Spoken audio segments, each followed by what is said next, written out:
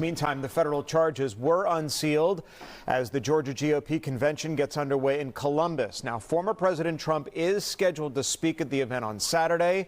The former president is expected to address those federal charges and the pending criminal indictment in Georgia.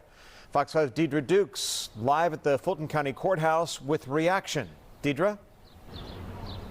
Yeah, we talked to a GOP pollster who said that Mr. Trump actually saw a bump in the polls following his first indictment, and they do expect that despite his legal woes this go round with these new charges, they do expect that it will only galvanize his base.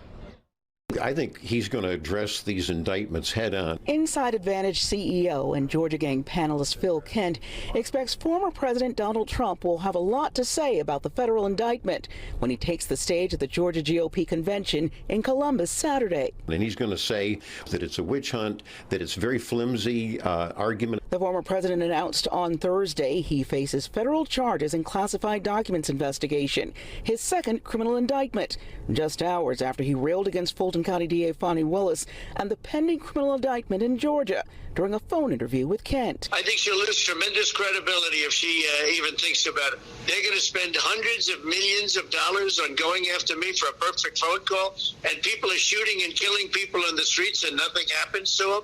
And Atlanta has the #1 per capita crime rate or murder rate in the United States.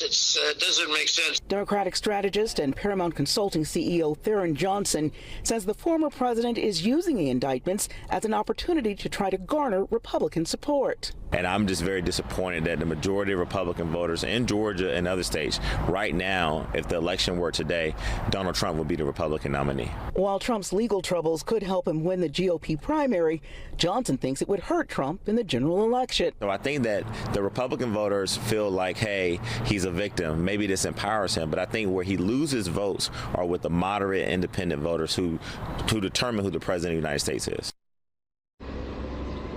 Now, both Johnson and Kent do agree that this could prove problematic for Republicans during the presidential campaign if the Republican candidates are forced to repeatedly discuss these indictments and aren't allowed to focus on those kitchen table issues that Americans want to talk about. That's the latest here at the Fulton County Courthouse. Deidre Dukes, Fox 5 News. Yeah, no doubt these indictments will affect the election one way or the other. Deidre, thanks.